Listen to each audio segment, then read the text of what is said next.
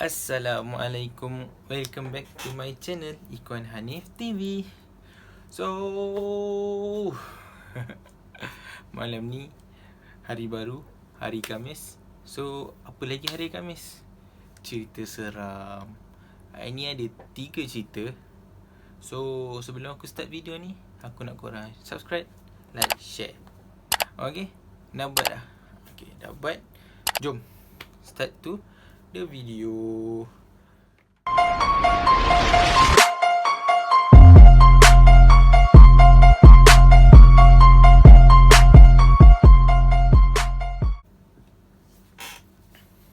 Sebelum tu kena ingat nak tanya.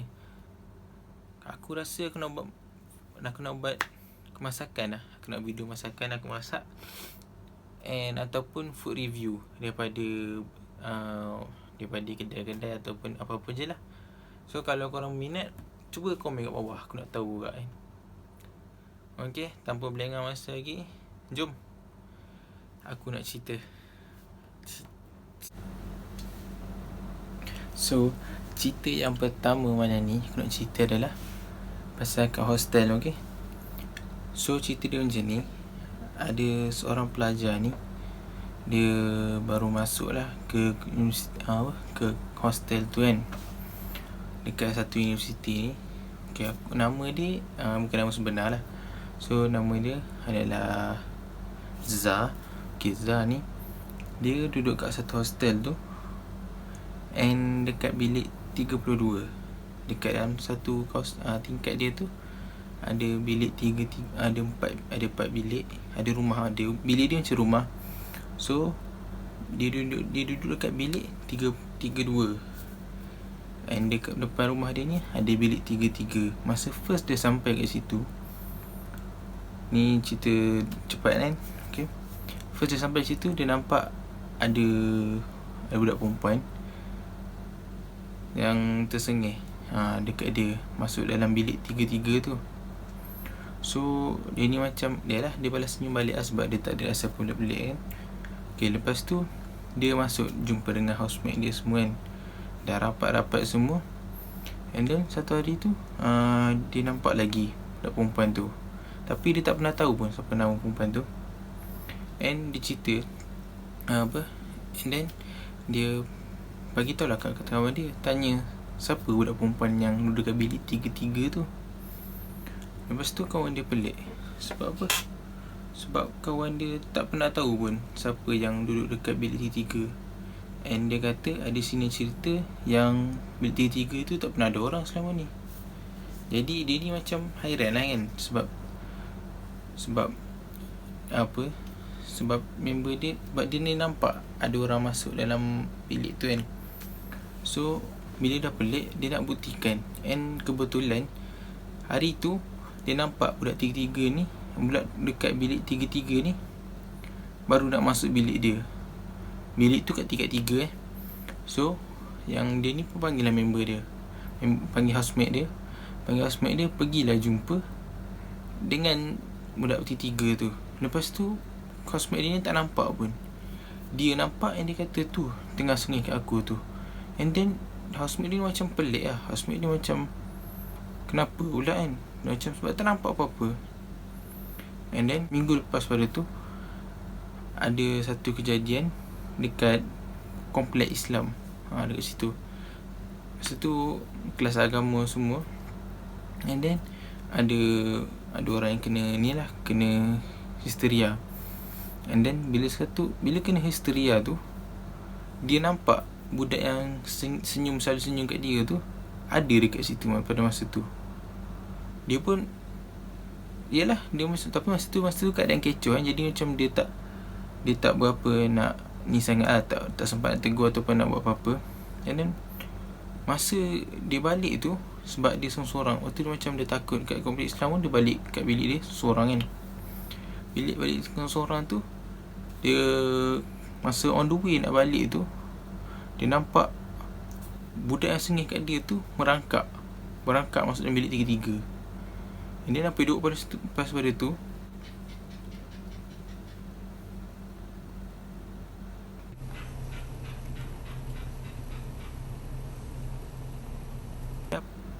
Okay, apa yang dia buat lepas pada tu, bila nampak yang merangkak, dia terus berlari masuk dalam bilik dia, masuk dalam rumah dia. Dia terus kunci pintu. And kebetulan pada masa tu kawan dia ni ada kat dalam bilik tu, baru nak keluar. Lepas tu apa lagi, bila nak keluar tu mestilah buka pintu kan. Dia pun dah bagi tahu jangan buka pintu, jangan buka pintu. Lepas tu kawan dia ni, housemate dia ni, pergi juga buka pintu. And then habis benda tu masuk. Lepas tu bila benda tu tak masuk, kena dia. Lepas tu dia pun tak sedar. Zah ni dia tak sedar apa yang terjadi lepas pada tu. Tapi bila dia bangun tu, dia cuma ingat yang dia ni telah pensan. Tengah pensan. Lepas tu ada orang datang kat dia, tanya kat dia, Kau okey tak? Lepas tu dia kata, aku tak okey. Apa jadi kat dia semalam kan? Lepas tu dia kata, kau pensan semalam sebab terkejut. And then kawan dia ni pun cerita lah dengan senior-senior pun, cerita yang rupanya bilik 33 tu dulu pelajar kat situ mati bunuh diri. And then so dari situlah dia tahu sebenarnya bilik 33 dan orang dia jumpa selama ni rupanya budak perempuan yang roh dia tak aman. So itu cerita yang pertama. Yang kedua adalah cerita aku masa dekat sekolah dulu. So masa sekolah dulu, aku ni selalu pergi surau lah. Masa ni satu asar ni aku pergi surau. Pergi surau is okay lah, macam biasa je, tak ada apa pelik pun. Pergi sampai ke surau tu, dah siap solat semua. Aku nak naik asrama. Asrama aku ni macam jauh sikit lah daripada surau tu, so kena berjalan banyak. And dia ada satu bengkel ni. Bengkel ni memang dikatakan seram lah. Memang selalu kalau kena kacau, memang selalu kat kawasan tu memang selalu kena ada orang kena kacau. And masa tu aku pergi dekat jalur dekat kawasan tu seorang-seorang. Lepas tu aku nampak member aku datang. Ni kalau yang member-member yang lama tu tahu lah cerita ni kot. Ada yang tahu, ada yang tak. So bila masa aku jalan tu kan, aku jalan dekat bengkel tu. Lepas tu aku jumpa dengan member aku ni.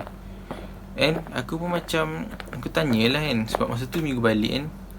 Atau aku tanya dia, kau balik tak minggu ni? Sebab minggu depan tu mungkin minggu depan tu ada nak dekat raya kan. Lepas tu aku tanya dia, kau balik minggu ni? Lepas tu dia kata macam, oh tak kot, aku stay kat sini je, aku tak lagi mana kak kan. Lepas tu kata, aku macam tak apalah, okey lah, tak ada benda pelik pun. Lepas tu dia pun lintas sebelah aku. Kita orang selisih lah, berselisih. Dan bila aku nak tanya dia balik, aku pusing, dia dah tak ada. Kau faham tak? Kau jalan sebelah dia, okay, ini aku, ini dia. Dah siap bersembang, tanya semua tu. And then aku lintas. Bila aku nak pusing balik, ni dah tak ada. And aku tak dengar pun tapak dia jalan tu, sebab kawasan tu sunyi. Jadi macam bila aku jalan pun bunyi, masa dia datang tadi pun tak berbunyi. Lepas tu aku pergi naik pergi cari dekat rumah ke, bila ke cari kat dom dia kan.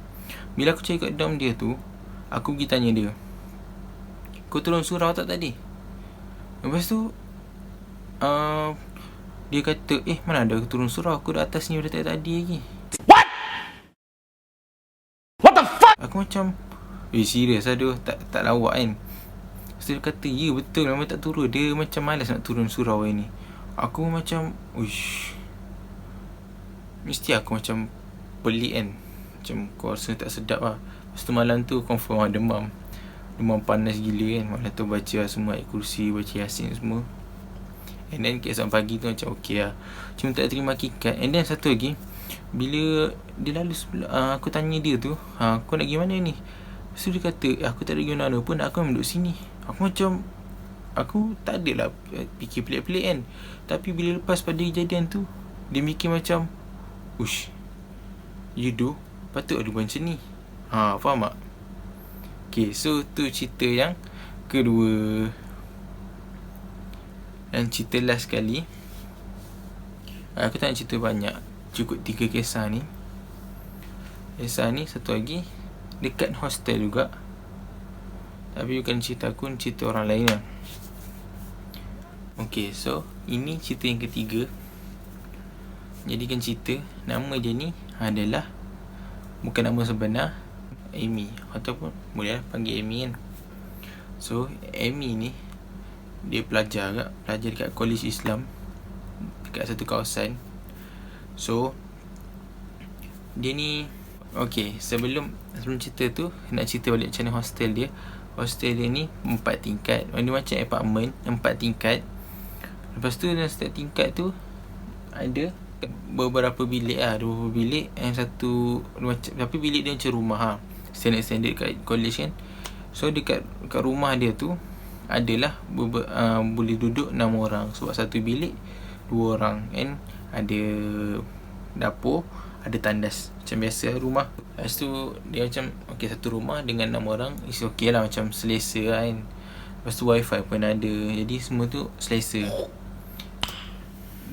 Dia ni pula baru je 2 minggu duduk kat situ. Lepas tu dia cerita, cerita ni dia kata masa weekend lah, dia dekat weekend. Lepas tu semua orang balik sebab 6 orang macam tak rapat kan, sebab dia orang baru masuk je masa tu. Lepas tu, tapi masa tu adalah housemate dia tu, ada yang stay, ada yang balik. Nak jadikan cerita, masa housemate dia nak balik, sebab dia balik lambat tau. Okay, masa housemate dia nak balik, dia ni dengar bunyi angin macam mesin potong rumput. Tapi bila tengok bawah, tak ada mesin potong rumput tu. Lepas tu dia dengar pula macam angin kuat gila, tapi bila tengok luar tak ada apa-apa pun. Lepas tu dia tanyalah sini dia tu kan, ada yang duduk sekali dengan dia. Dia tanya kenapa bunyi macam tu kan. Lepas tu sini dia pun kata, alah tak ada apa, buat tak tahu je kan. Tapi yang dia perasannya, sebab belakang rumah dia tu hutan semua. Hanya hutan tebal, and ada macam-macam benda. Dia kata mungkin lah sebab hutan ni macam banyak-banyak benda dia kan. Lepas tu jadikan cerita, masa ni dekat maghrib lah, hari Jumaat, nak maghrib, sebab dia tak balik lagi. Tak balik lagi. Lepas tu time maghrib tu, dia lah seseram lah, biasa masa maghrib kan. Lepas tu dia nak kurangkan seseram dia tu, sebab dia rasa tak sedap badan, macam meremang gila kan. So dia nak kurangkan rasa dia tu, dia pergi dekat bilik air, dia ambil wuduk, nak tunggu azan lah, azan maghrib semua. Lepas tu pula, bilik air rumah dia ni sebelah dengan bilik housemate dia yang balik tu. And masa dia tengah ambil semua wuduk tu, dia perasan ada satu kelibat dengan baju putih lalu kat belakang dia, dengan rambut panjang, dengan tanah, dengan kaki tak sentuh tanah, lalu masuk dalam bilik housemate dia. Sedangkan housemate dia tu balik, bilik pula berkunci. Macam mana benda tu boleh masuk? Sumpah lah, memang dia akan rasa seram. Lepas tu dia kata bulu roma dia confirm naik. Memang naik lah. Aku cerita sendiri pun aku rasa bulu roma aku dah naik lah ni. Lepas tu bila dia dah siap, dia pergi kat bilik dia, terus kunci lah. Lepas tu dia nak solat macam biasa. Tapi time solat tu, dia rasa takut, dia rasa tak senang. Dia nak baca pun tak boleh. Lagi dia nak baca, lagi sesak. Dia rasa macam tak lepas nak baca. Kau tak macam macam tu. Lepas tu bila dia macam tu, dia pun nak try lah baca dalam hati kan. Tapi baca dalam hati pun makin lama makin susah nak bernafas, makin sesak. Rasa macam susah gila nak baca benda tu. Lepas tu dia ni teruskanlah juga solat, sebab dia dah niat. And bila dah siap sampai sampai rakaat akhir tu, dia dah bertayat, bagi salam semua. Dia rasa macam tak kuat gila. And dia baca ayat kursi. Dia nak bagi kesedapkan hati dia, dia baca ayat kursi. Tapi nak jadikan cerita, lidah dia ni keluh, dia tahu nak buat apa.